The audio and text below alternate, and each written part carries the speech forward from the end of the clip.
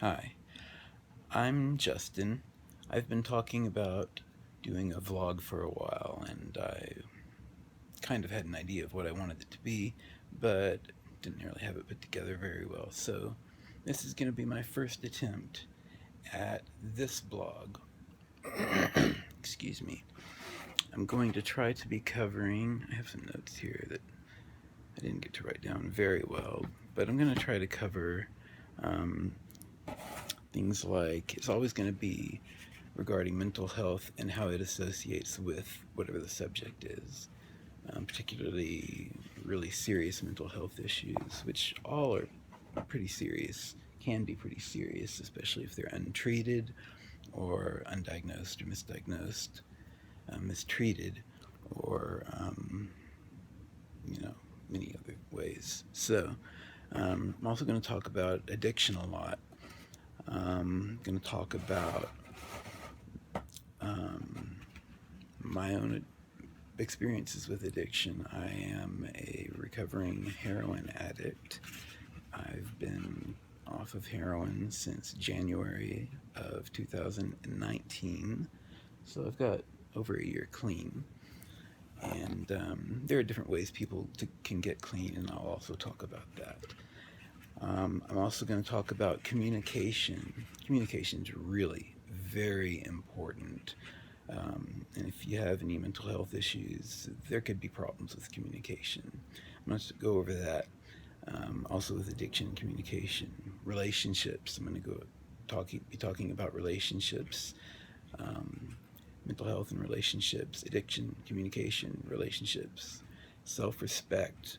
I'm going to talk about that, and I'm going to talk about mistakes we've made that we need to be honest with ourselves about, and be honest with the other people around us who matter, that you would like honesty from, at least. So I'm going to talk about how that's a give and take. But today, what I'm going to go over is, well, I'm just going to go over it. I'm going to discuss a lot of topics, but going for my notes now instead of just, freehand and free whatevering it. I'm going to discuss a lot of topics, but they'll always be about these things in general: addiction and recovery, and the times in between. Communication, in general terms, relationships. I don't necessarily mean, you know, baby relationships, like you're my baby type of thing. Romantic relationships, I don't necessarily always mean that. I mean friendships, family relationships, anything that you value as a relationship.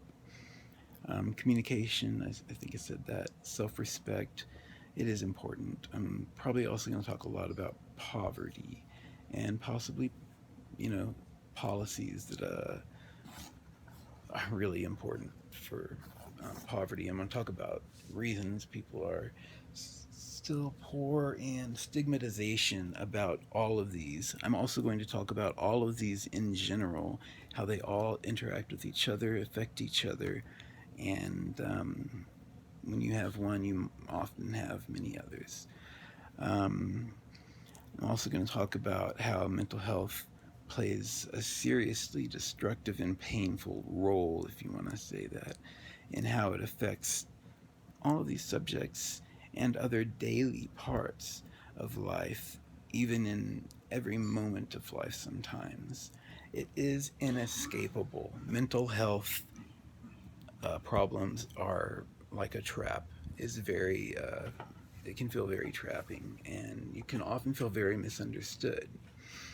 Um, as far as mistakes go, we need to be able to learn from them. We need to be honest with ourselves and others about them. I went over that a little bit before, but if we keep making the same mistakes over and over again, we're not going to learn from them. We're not learning from them. And it's a shame to have to go through the same mistakes more than once. It drives you crazy. Now, if you're trying to do something about them and there's still problems, we can go over that later. Sometimes it feels like you're just being hit with wrecking ball after wrecking ball, and I do know how that feels. A a lot of times people are like, well, they're probably using again. No way they can possibly not have a dollar. Some people just cannot fathom a person not having $1. You know, but break it to you now. I hate to, but there's people who have negative money. If you can freaking conceive that, they're worth negative anyway, and that's how they feel. Because a lot of how you feel is based on how people treat you, and it just is. If you're told every day for a year, multiple times a day for however long, that you're a stupid fucking piece of shit, you're gonna, without even wanting to, without realizing it, you're going to start feeling devalued. You're going to start feeling much like a stupid fucking piece of shit. And that was something that was told to me by someone I cared about multiple times a day for over a year, and at least once every day or two for, probably the previous year to year and a half. Nonetheless, it was a lot. I could be incorrect about the exact amount, but it definitely was a lot. Anyway, I don't want to get into too much of that because that's a little bit more personal for not just me. I guess the first thing I can talk about is, well, I talked about mistakes a little bit. I'm not going to get too much into that. Mental health, it's very important that you accept the following about mental health and addiction. Accepting that you may or do have a mental illness. If you've been diagnosed, you need to accept that you may. A lot of people with addiction issues suffer from something that's internal. They may not realize it, but there's a reason they're covering up the way they feel, especially if it's something like meth or heroin, something so strong that's so destructive. Personally, my drug was heroin, and it's just so destructive. It takes over who you are. Meth can do the same thing. It takes over who you are, and you will do anything to get those drugs. And I'll go over that a little bit more in a moment too. You also, with mental health and addiction, have to accept that you are in active addiction. If you are if you are an addict, which only if you are, but you can't lie to yourself. Don't tell yourself you can quit at any time. Just go ahead and quit. We'll see if you're an addict, and I don't mean that in a shitty way. I mean that as if you're an addict, you need to recognize it. Recognize that you're an addict. Recognize that you need help. Whether the people around you are right or wrong, and that'll piss you off if they turned out to be right. It doesn't matter. You need to do this for yourself. It's for you. Forget how it affects other people. Other people are not going to be there for you as much as you will always be there for yourself. You are the one who will always look out for yourself. And if you're not doing it, or you're not in the condition to do it, my God, go to the hospital. Someone needs to be there to back you up. Get a social worker. Talk to people. Talk to one-on-one if you can't do it in a group. But address your problems. Understand your problems. Help someone. Help find and dig and figure out where your problems are based, or where your hurt is based.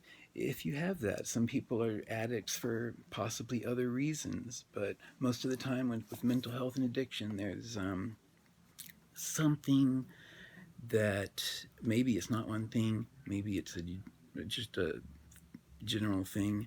I grew up in a house that was loving. My parents are still married to this day. Didn't go without or anything like that at all. So, maybe other than I just wore hand-me-downs and stuff, but we were doing fine. Other kids called us rich, but we're not rich. We were not rich at all. But we had a house, and I guess I lived in the country, and a lot of people lived in trailer houses, and I wasn't familiar with too familiar with that kind of life at that age, and I was in grade school. So I was doing fine, and I'm not your typical broken home guy or addict. It can happen to the best of us. My parents did their very best to raise me. I guess like them, but they did their very best, and there's no doubt about that. They were not prepared, I guess, for the possibility that I could turn out very differently than the way that they might have hoped. Anyhow, it's nothing on them. So, accepting that you are in active addiction. It's a serious medical and psychiatric problem. Addiction, it is. It's treated like some stigma. Makes you are a drug addict. Oh, you're the bane of society. The war on drugs is called you responsible for everything that's wrong with society. The poor people, it's because of you. The reason people owe money to anything is because of you. Medical problems and hospitals being slow are because of people like you. Well, let me tell you something. That was not always how people viewed people who had problems with drug addiction. Not at all.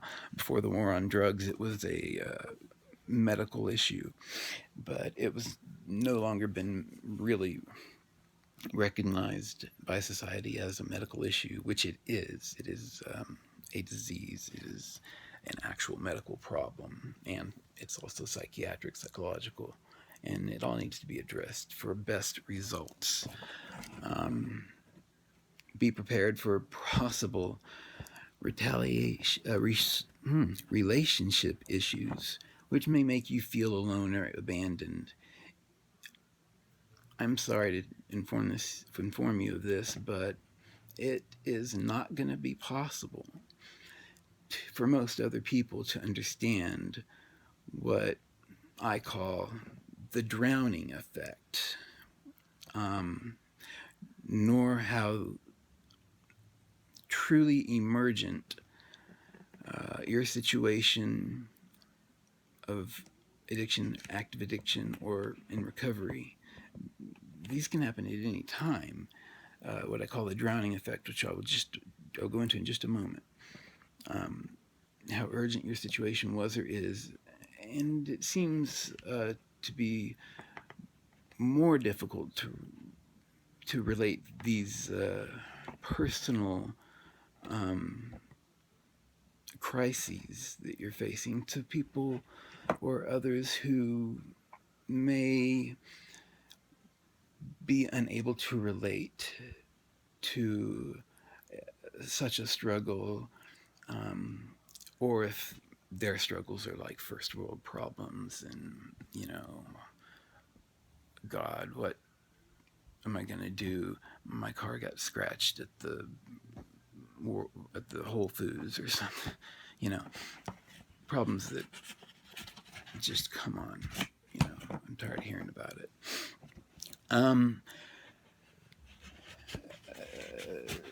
People have different ways of calling problems, but the drowning effect. Think of, let's just say you're in a pond or whatever, a lake or a swimming pool or whatever. Just say a swimming pool, because that's more likely where you'd want to swim. And you're going to say something about no one should go swimming in a pond. So let's call it a swimming pool. You're drowning. Aren't there lifeguards? Aren't there people around there who see you drowning? It's like they don't realize that you are drowning. But you sure do look ridiculous drowning. You look ridiculous. You yelling and screaming. Now you're cussing at the people who aren't trying to help you out. I got news for every goddamn person out there who has not felt like they are drowning. No one who is drowning gives a fuck what you think about how they look at that moment. They're drowning.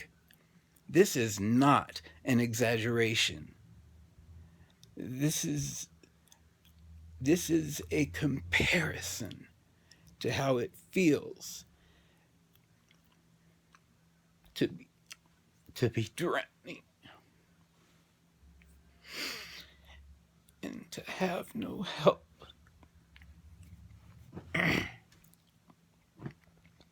And to be stigmatized for that. Maybe you offended some people when you were drowning and they didn't understand it. Now they take that, what you said, seriously because you said something. Well, a lot of people with mental illness will say things to get attention from someone because they need the attention, in my case, or in another case of someone who may be drowning. Say something to get the attention, to let them know how serious this is. You're not saying this for no reason. It's something it makes sense at the time. This person doesn't understand how serious this situation is in your life. They're not taking you seriously. You're tired of people assuming that you're just faking something. You feel like you're not being taken seriously, and that if only someone knew how serious it was, that you'd probably be helped. Maybe you were given the impression during active addiction that all you had to do is quit. It'd be so easy, and no one's gonna help you while you're in addiction. No one's gonna. Why would someone help you? After a while, anyway. Pay bills and stuff like that. Well, if you get clean, you probably won't have these problems and stuff like that. Or maybe even there was a direct statement of something to the effect of, I would help someone who's wanting to help themselves or something like that. And, again, saying those kind of things to people, great. Follow through if you say it.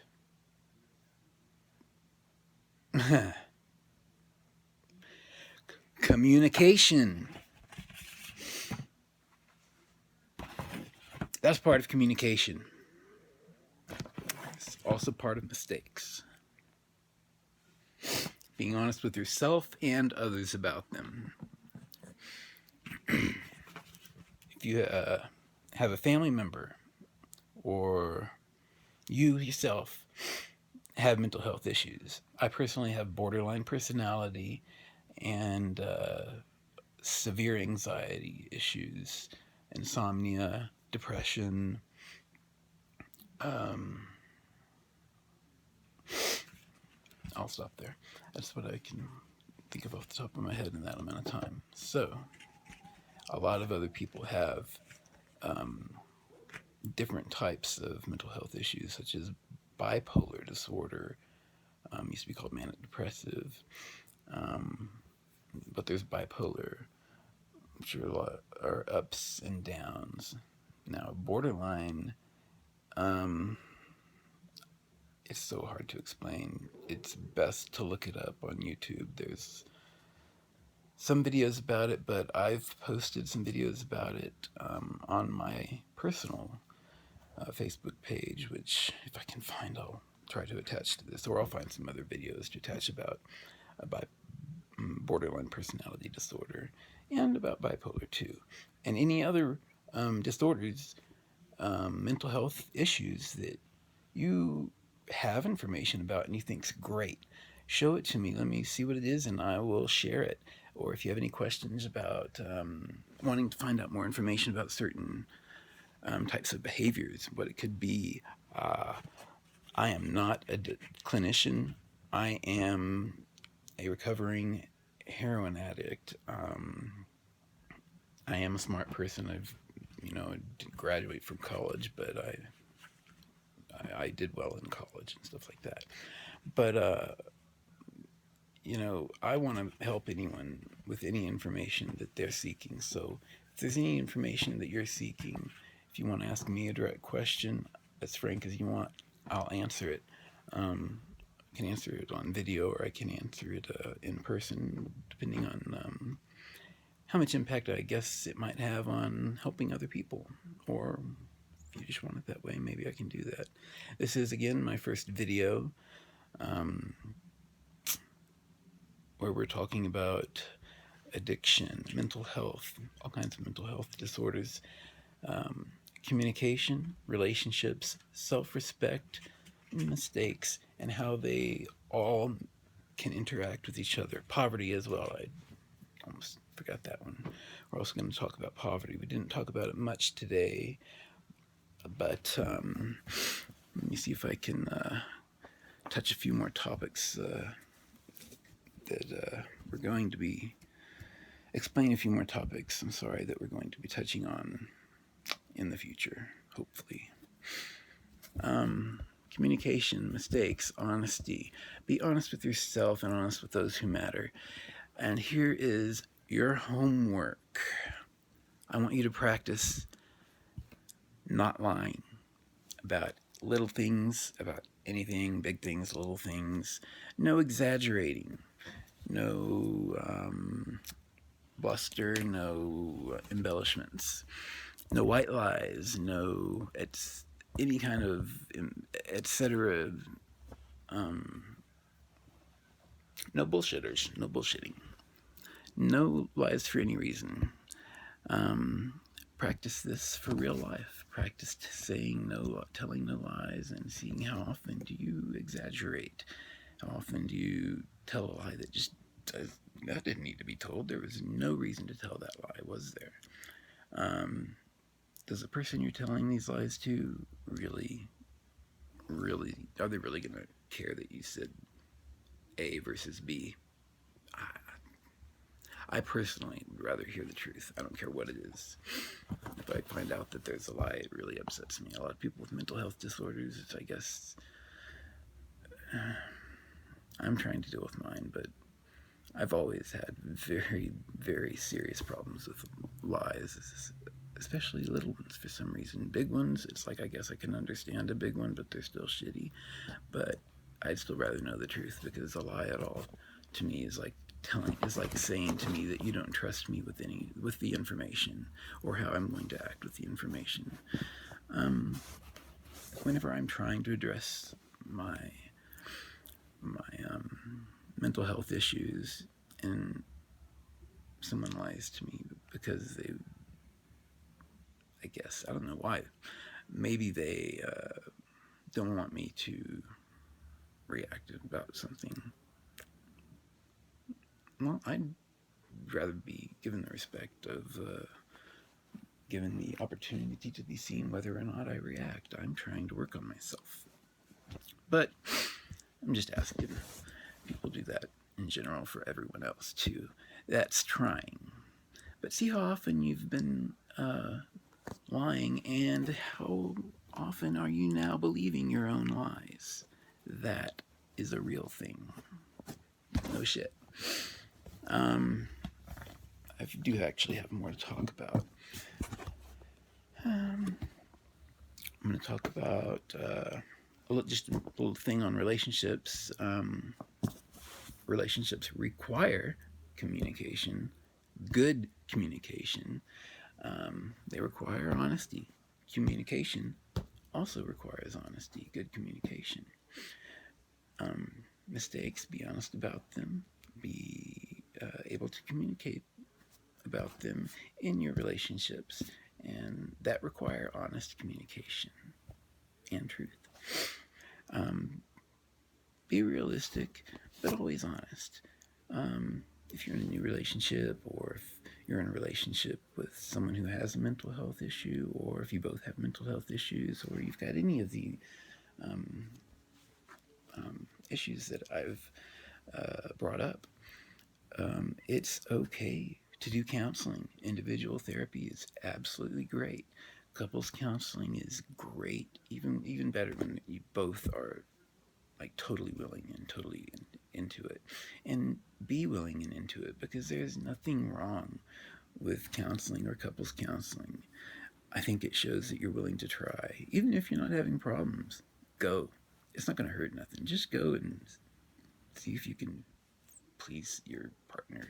Maybe you can make them happy in a way you didn't know they that you could, and maybe they can do something for you that they didn't know they could. And individual therapy is also really great. I know therapists themselves go to therapists because they sit and listen to people's problems all day. But yeah, it's a good thing. See if your insurance covers you. It's great and also very common, couples counseling and individuals counseling, for people and for mental health patients. It's not stigmatized like it used to be. It's okay to go to therapy. No one's gonna. In fact, a lot of people say, "Oh, well, my therapist said this." Well, I guess it's like all um, in to be in therapy to have problems. You got to be busy, busy, busy to have problems. Yeah. Anyway, a lot of people like to say that. Anyway, mental health and self-respect. It's easy and very common for mental health patients to, especially those who suffer from addiction and those who are in addiction and also suffer from mental health, if you want to say it that way, as both in regards to self-respect, mental health, and addiction, to have so little self-worth or little self-respect or sometimes even awareness that their self-worth or self-respect is as dead, basically gone as it is, because of possibly how it comes about, which is oftentimes over over time, like I mentioned, over time, people can, just say a homeless person on the street, um, maybe they're ignored all dang day, and they feel like a second class citizen because people treat them like second class citizens. We've all done that. We've all done it. Um, some of us know better, some of us don't, and I will speak to a homeless person now. I know better than that. I don't give my money away because I am poverty stricken. Again, haven't gone over that much, but I'm not going to talk about my situation. I'm going to talk about it in general. Um, Again, so some people who, let's say on the street, have been so demoralized due to their, you know, being homeless or whatever, and not accepted by general society. Maybe just out of other homeless people, which, that's good. They have some people to talk to, but they generally know their place. And people knowing their place is something that makes people uncomfortable when someone moves out of that place. And they don't even realize that they've been so used to someone being in that place that that person's movement out of that place is disruptive and often causes emotional confusion for some others. And it can be difficult when someone decides they want their self-respect back.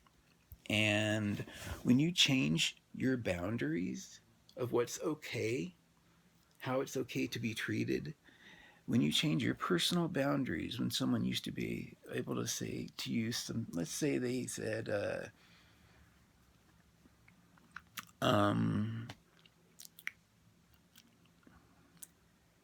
hey, you fucking drug addict.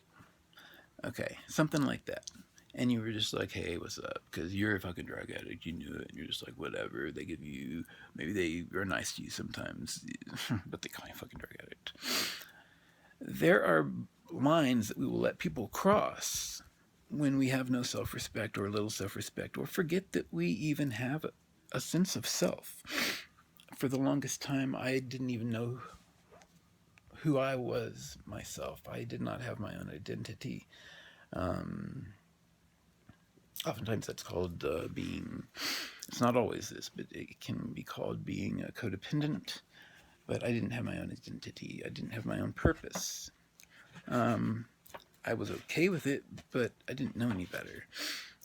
And I highly recommend finding a purpose, something you enjoy in life, something that you want to do in life. This is my first step in doing what I want to do in life. I'd like to write a book, an autobiography, and I'd also like to develop a plan for mental health treatment that is an alternative to the so common theme of tough love, which does not work the way that it's whoever's implementing it would like it to work. It does not work in that way, especially for those with mental health disorders. I can't stress that enough. I can't stress that enough. If someone has mental health disorders, you may have to hold their hand. Sorry. That's a fact. You may have to. You may not like it. You may bitch about it. You may disagree with me. But some people need that. I know of people who are in the situation they are in, not because they don't want to be out, but because they know how alone they'd be on the other side of addiction. And they're not sure if they can do that on their own. They're not sure if they can get through the detox on their own. It's hard. It is physically and emotionally, however you want to describe it, physically, emotionally exhausting.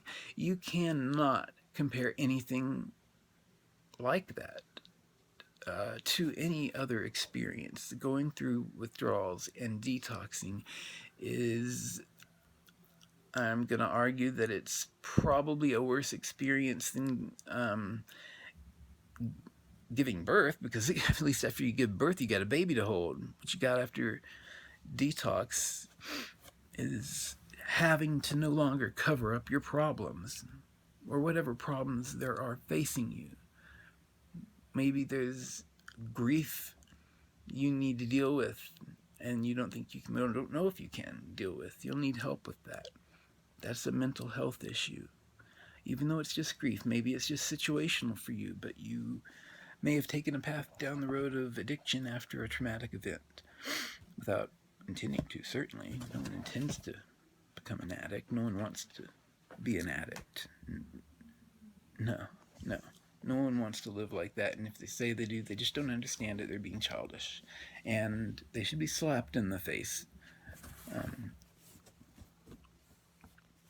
Not really, but someone needs to give them a wake-up call. All right. Okay, I'm going to go into my phone because I've got my last notes here, I believe.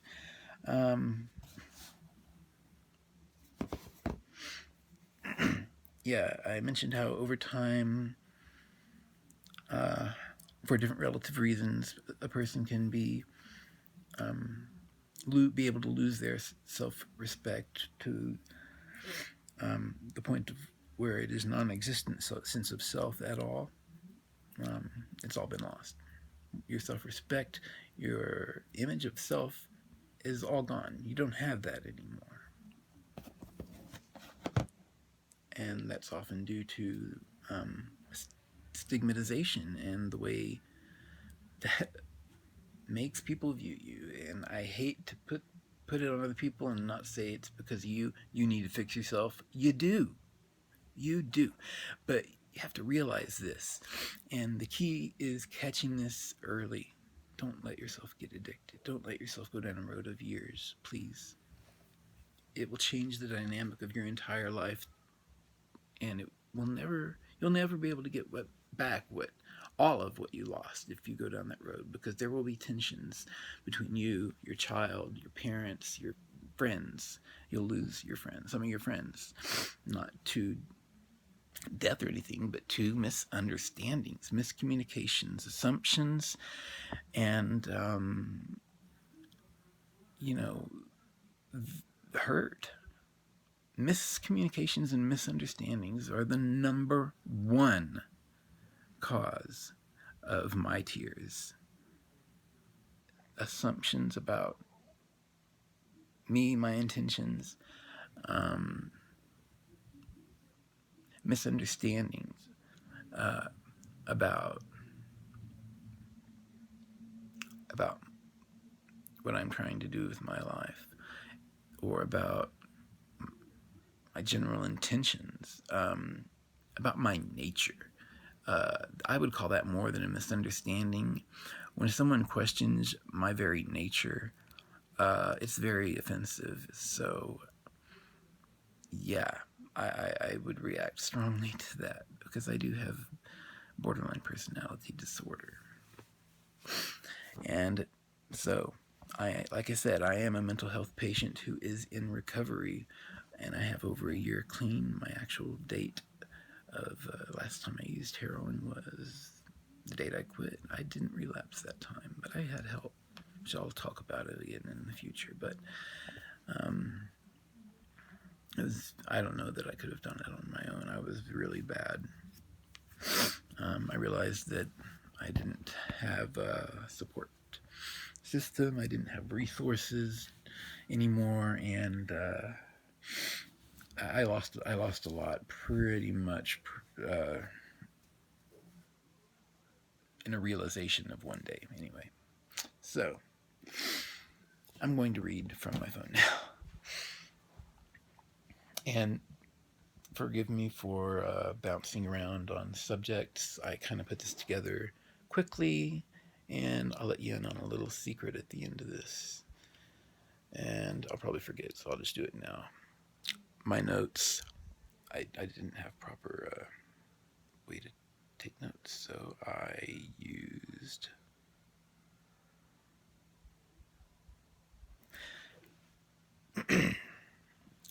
thank the government. Anyway, I used a box because I didn't have any paper. Hell, it's coronavirus time. Shit. I'm not going out for paper. Okay. Learning from mistakes, never repeating them, being humble and open to being wrong. Because that's how we learn. That's how we learn.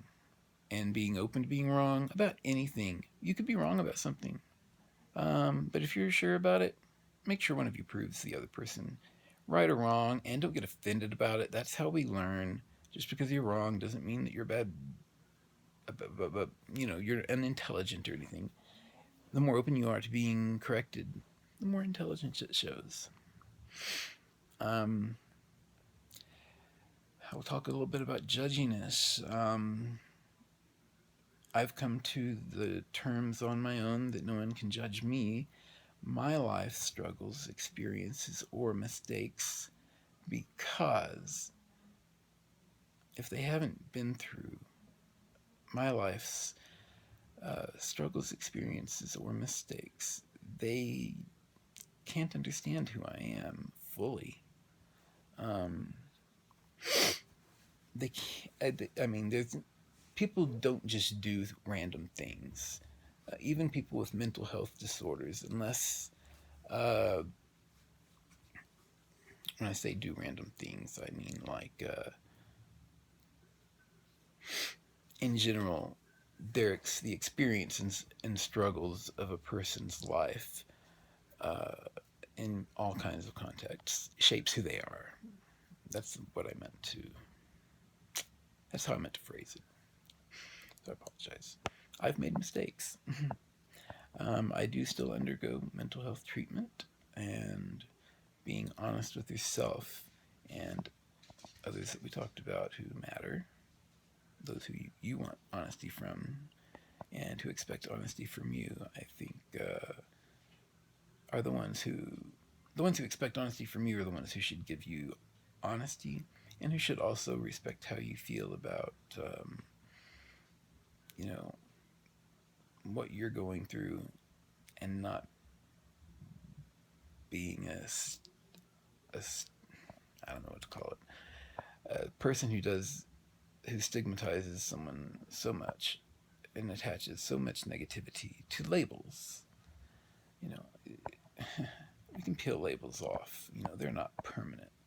Not even permanent markers. Permanent. Come on now. Be honest with yourself and others about your mistakes. Be realistic about your expectations, and be realistic about your expectations of others. That's hard. Especially be realistic about your expectations of others who are in recovery. And if you're in recovery, be realistic about your expectations with others. I've said before, that certain people will not understand because they've not gone through it. Others will be open to hearing.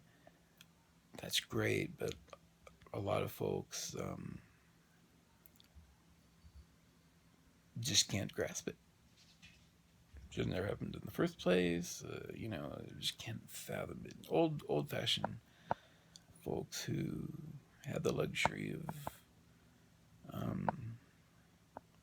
don't know if it's a luxury or a disadvantage, but it's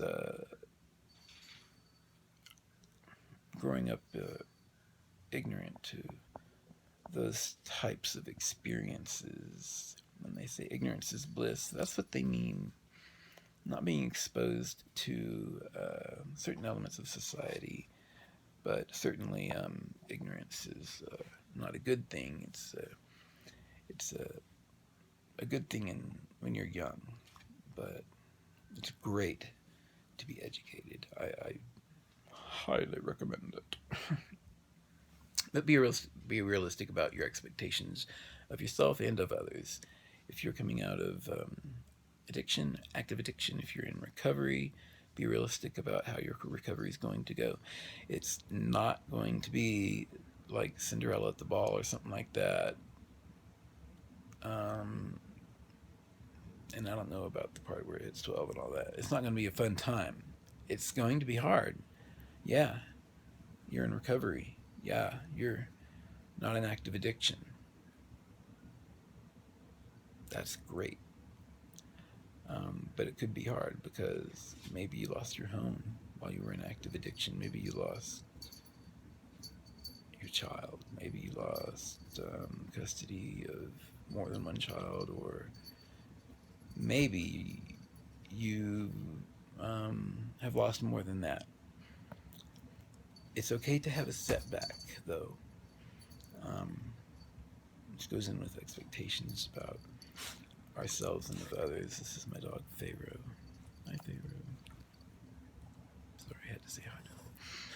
And it's okay to have setbacks because we need to understand that we should learn from our experiences and from our mistakes. Both.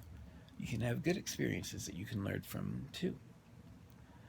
I'm sure if you're anything like me, you're ready to quit having to learn through these hard lessons. And the last thing you need is more difficulty from others or tough love. It is often the last thing you need is tough love. And people who believe in tough love,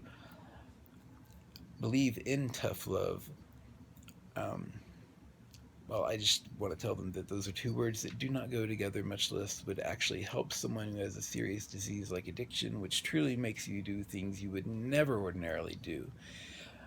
Your life is tough enough without being ultimately sidelined by people you know you still care about.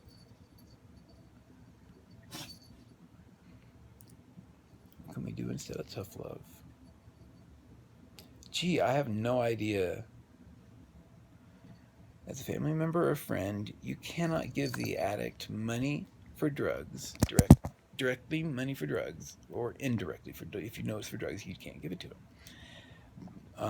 I don't see harm in occasionally helping an addict with an electric bill or giving them food or something because of the compulsion to use overtaking their better judgment. There is no, oh, I should save that for my electric bill when you're a drug addict. No. If you want your friend to eat, feed them. If you want them to have water, be great if they paid it themselves, but they may do that to themselves and you may not be able to help them for whatever reason. But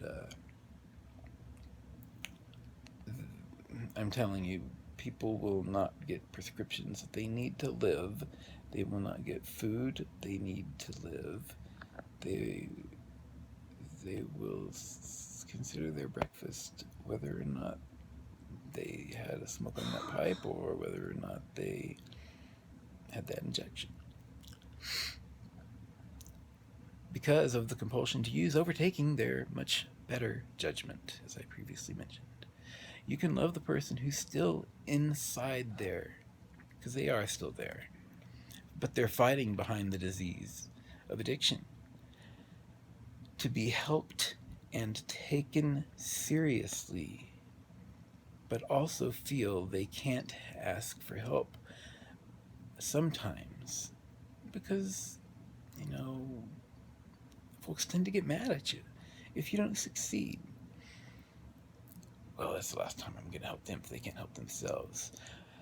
That kind of attitude that you see on shows like Intervention. My God, that show gets on my nerves. A person needs to be taken seriously. A person who's not accepted their addiction, they might need an intervention. But that show casts a wide net. I hope you understand what I mean. That is not for every case at all.